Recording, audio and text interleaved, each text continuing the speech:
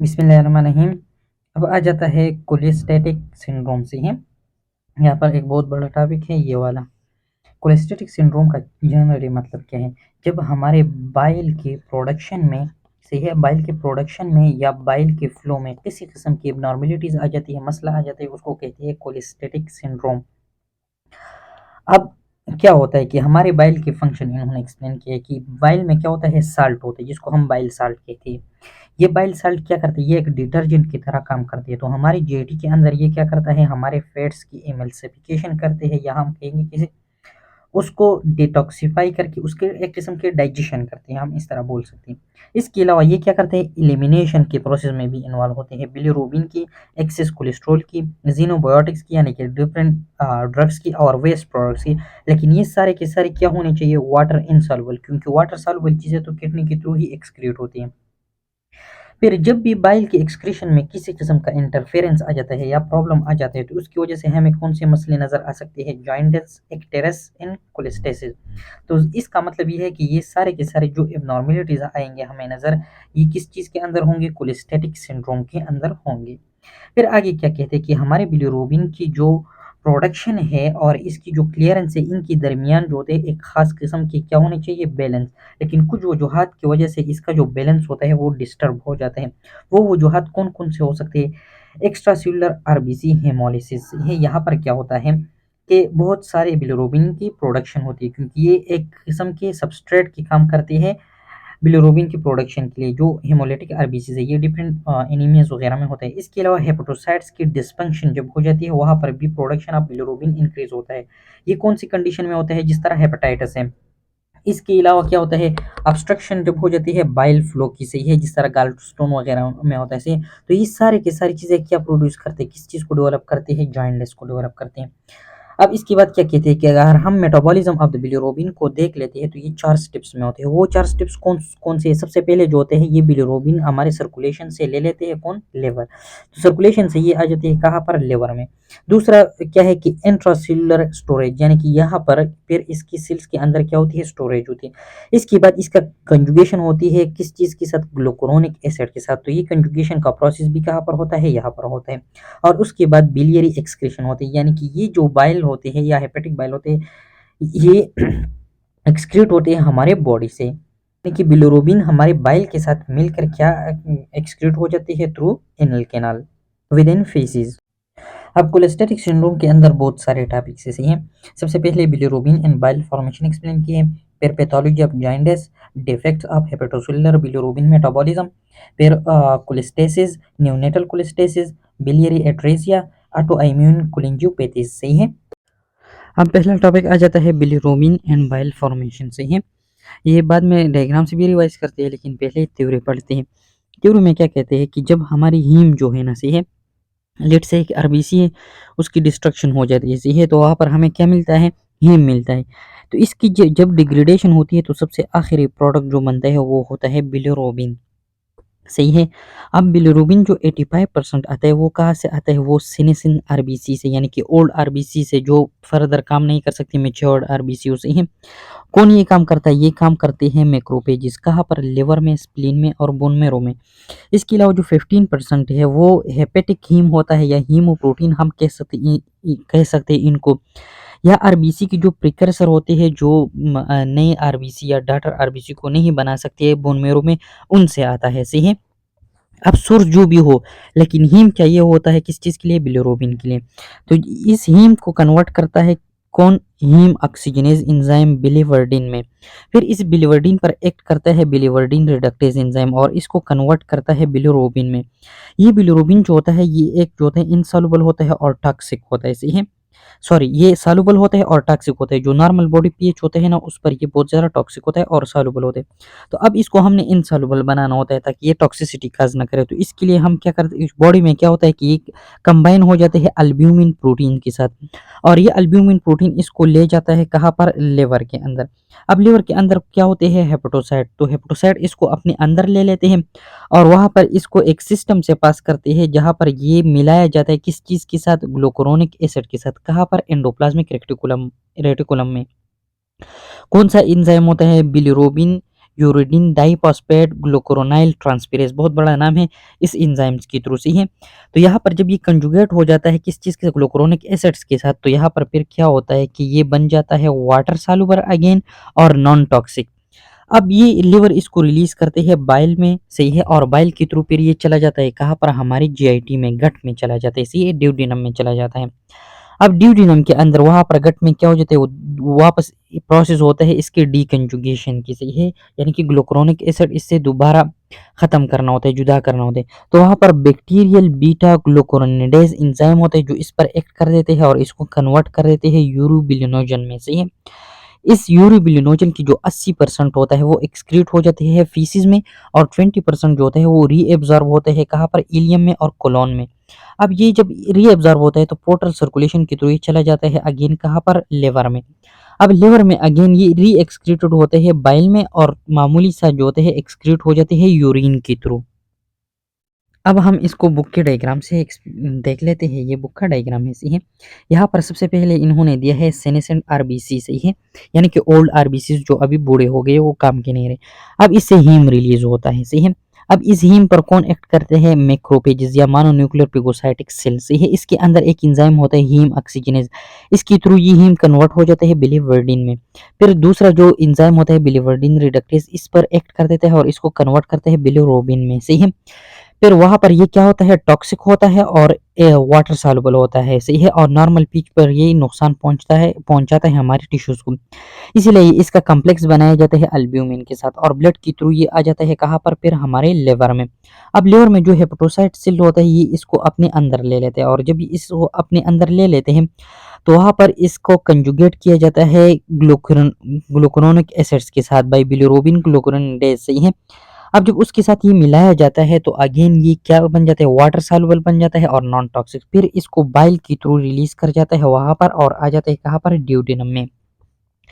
Duodenum से पास होकर ये जाते हैं स्मॉल इंटेस्टाइन के थ्रू एंड लार्ज इंटेस्टाइन के थ्रू। तो इलियम में और कोलोन में इसकी अगेन क्या होता है, इसमें कुछ ना कुछ रीएब्जॉर्प्शन होती है 20%, और 80% जो होते हैं ये चला जाता है और एक्सक्रीट हो जाते हैं फीसिस में। फिर अगेन पोर्टल सर्कुलेशन के थ्रू जो 20% रीअब्जॉर्ब होता है वो आ जाता है लिवर में। इसमें जो 20% सॉरी इसमें ज़्यादातर जो होता है वो वापस रीएक्सक्रीट हो जाता है बाइल के अंदर, और जो थोड़ा बहुत होता है वो ब्लड के थ्रू चला जाता है, हमारे किडनी से पास होकर यूरिन के थ्रू एक्सक्रीट हो जाता है। अब इसके बाद आ जाता है बाइल की कंपोजिशन और फंक्शन के बारे में कुछ बातें बताते हैं, ऐसी हैं। तो क्या कहते हैं कि हमारे जो ऑर्गेनिक बॉयल होते हैं, सही है, उसका 2/3 पोर्शन किस चीज़ ने बनाया हुआ है, बाइल साल्ट ने, वो भी टाउरिन एंड ग्लाइसिन के साथ, सही है। फिर क्या कहते हैं कि जब कोलेस्ट्रॉल की मेटाबॉलिज्म होती है, या हम स्पेसिफिकली कह सकते हैं कि कैटाबॉलिज्म होती है, तो वहाँ पर एक प्रोडक्ट बनता है, एक बाई प्रोडक्ट बनता है जिसको हम क्या कहते हैं, बाइल एसिड, सही है। इसका ओरिजिन होता है कोलेस्ट्रॉल से, और इसी वजह से ये स्टेरॉल की एक फैमिली से ताल्लुक रखता है। ये जो होता है ये वाटर सॉल्युबल होता है, और दूसरा इसमें कार्बोक्सिलेटेड साइड चेन होता है, और इस कार्बोक्सिलेटेड साइड चेन की वजह से ये वाटर सॉल्युबल होता है। अगर हम ह्यूमन बाइल के साथ अगर हम ह्यूमन बाइल की बात करें तो ये कोलिक एसिड्स होते हैं एंड कीनोडीऑक्सीकोलिक एसिड्स होते हैं, सही है, ऑर्गेनिक एसिड्स हैं। इसके साथ साथ इसका जो डिटर्जेंट इफेक्ट होता है वो बहुत ज़्यादा होता है, जिसकी वजह से ये क्या करता है, ये डिसॉल्व करता है, सॉल्युबलाइज करता है हमारे लिपिड्स को, सही है, चाहे वो लिपिड्स हेपेटोसाइट्स ने सिक्रीट किया हो, चाहे वो हमने डाइट में लिया हो और गट के अंदर इसका डिसॉल्व करना हो। इसके बाद क्या कहते हैं कि अगर 95% ऑफ द बाइल एसिड हम देख लेते हैं, चाहे वो कंजुगेटेड हो या अनकंजुगेटेड हो, दोनों कंडीशन में वो रीअब्सॉर्ब होते हैं। हम यहाँ पर बाइल की बात नहीं करते, बाइल में बाइल एसिड की बात करते हैं, सही है। तो ये गट से रीअब्सॉर्ब होते हैं। ये रीअब्सॉर्ब क्यों होता है, ताकि हमारे साथ लिवर के अंदर बहुत बड़ा रिजर्वायर हो जो जितनी भी लिपिड्स आती जाती है ताकि उनको डिसॉल्व कर सके, सही है। फिर इसके बाद एक और हेडिंग आ जाता है पैथोफिजियोलॉजी ऑफ जॉन्डिस। इसमें क्या कहते हैं कि इसमें ये कहते हैं कि अगर हम नॉर्मल बिलिरुबिन लेवल देख लेते हैं तो 0.3 टू 1.2 ग्राम पर डेसीलीटर है, सही है। इसी वजह से अगर ये इंक्रीज हो जाते हैं, सही है, 2 से लेकर 2.5 ग्राम तक, तो फिर ये हमें जॉन्डिस की साइन सिम्टम्स दिखाने लगते हैं। अगर ये बहुत ज़्यादा इंक्रीज हो जाए, सही है, यानी कि ये कितने तक इंक्रीज हो सकते हैं, 30 टू 40 मिलीग्राम पर डेसीलीटर, सही है। लेकिन इनकी इंक्रीज होने की जो वजूहात होती है वो डिफरेंट होते हैं, इसलिए हमें जब डायग्नोसिस करते हैं तो हमें पता चलना चाहिए कि इसका काज क्या है, ताकि हम उस काज को अवॉइड कर सकें, रिमूव कर सकें। इसके बाद क्या कहते हैं कि बिलिरुबिन की अकोमोडेशन होती है हमारे बॉडी में से है, चाहे वो कंजुगेटेड हो या अनकंजुगेटेड हो।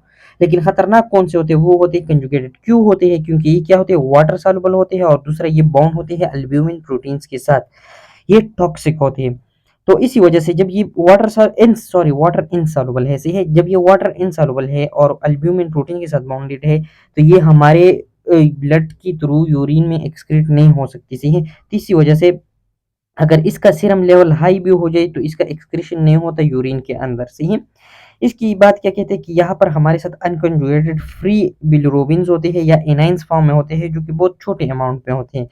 लेकिन जब इनका सीरम लेवल राइज करता है दो वजूहत की वजह से, या किसी हेमोलिटिक डिजीज में से है जिस तरह एरिथ्रोब्लास्टोसिस फेटालिस है, या प्रोटीन ऐसे ड्रग्स हम यूज करते हैं जो प्रोटीन्स को डिस्प्लेस करते हैं, यानी कि जो बाइल साल्ट के साथ बाउंडेड रहते हैं वो उससे हटा देते हैं, डिस्प्लेस कर देता है, और खुद जाकर उस प्रोटीन के साथ क्या हो जाता है, बाउंड हो जाते हैं। तो ये क्या करते हैं, ये फिर फ्री हो जाती है, सीरम में राइज कर देता है इनका लेवल से है, जो फ्री अनकंजुगेटेड बिलिरुबिन होते हैं।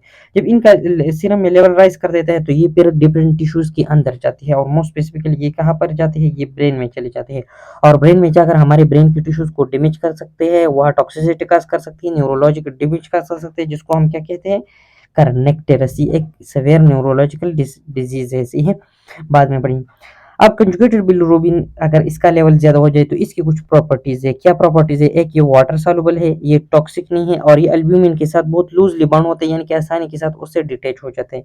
जिसकी वजह से अगर इसका लेवल राइज़ भी कर जाए तो क्या होगा, ये जाकर किडनी के थ्रू पास हो जाएगा यूरिन में। तो जितने भी excess of the conjugated protein हमारे पास आएँगे वो यूरिन में एक्सक्रीट होंगे, तो इस वजह से ये किसी किस्म का कोई खतरा नहीं है, सही है, ये मतलब बॉडी में अकोमोलेट नहीं होंगे। अब आ जाता है defects in hepatocellular bilirubin metabolism, सही है। तो इसमें सबसे पहले इन्होंने एक डिस्कस किया न्यूनेटल जाइनेंस, यानी कि बच्चों में जो पैदाइशी तौर पर होते हैं। इसमें सबसे पहले क्या कहते हैं कि जब इनकम्प्लीट डेवलपमेंट हो किस चीज़ की, हमारे हेपेटिक कंजुगेटिंग सिस्टम की, यानी लिवर से रिलेटेड है, सही है, और बिलिरुबिन एक्सक्रीटिंग सिस्टम की, अगेन लिवर से रिलेटेड है। लेकिन ये किस एज तक होता है? Up to 2 weeks of age, सही है। अब क्या होता है कि बच्चों में ये नॉर्मली भी होता है, जिसको फिजियोलॉजिकल न्यूनेटल जॉन्डिस कहते हैं, सही है, लेकिन वो माइल्ड होते हैं, ज़्यादा नहीं होता है। लेकिन जब ये सस्टेन्ड रहता है, बहुत लॉन्ग टर्म रहता है, तो ये फिर फिजियोलॉजिकल नहीं है, फिर ये पैथोलॉजिकल है, और इसके लिए हमने इसका खास भी ढूंढना होता है और इसका इलाज भी करना पड़ता है।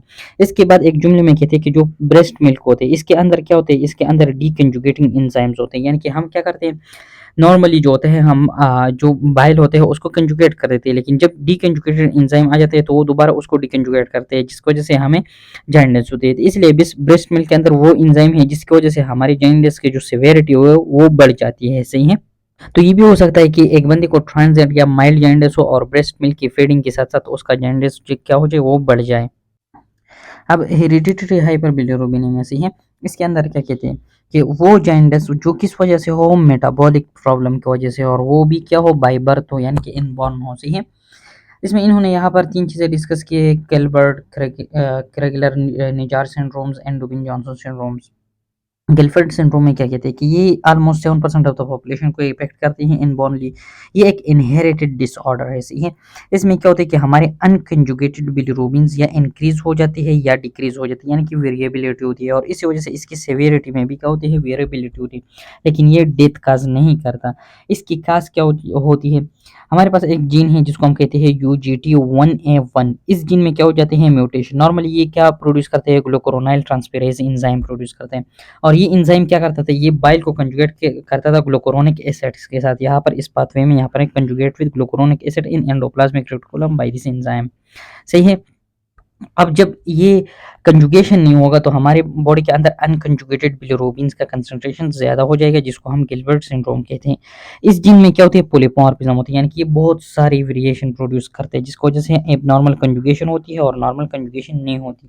अगर ये म्यूटेशन बहुत सेवियरली हो जाती है और जिसकी वजह से हमारे बॉडी के अंदर ग्लूकुरोनाइल ट्रांसफेरेज एंजाइम्स की बिल्कुल डिफिशियंसी आ जाती है, तो फिर इसको हम क्या कहते हैं, क्रेगलर निजार सिंड्रोम टाइप 1। और ये क्या करता है, ये डेथ भी काज करता है, ये फेटल हो सकता है, सही है। इसके बाद डुबिन जॉनसन सिंड्रोम आ जाता है। ये क्या है, ये एक ऑटोसोमल रिसेसिव डिसऑर्डर है, सही है। इसमें क्या होता है कि एक ट्रांसपोर्टर प्रोटीन होती है हमारे जो केनालिकुलर सरफेस ऑफ द हेपेटोसाइट्स होते हैं, जिसमें बाइल डक्ट को अंदर बाइल जाते हैं, जिसके थ्रू वहाँ पर एक ट्रांसपोर्टर प्रोटीन होती है, बुक में नाम नहीं लिखा है लेकिन इसका नाम हमारे मेरे ख्याल से MPR1 है कि R2 है, इस तरह है, सही है।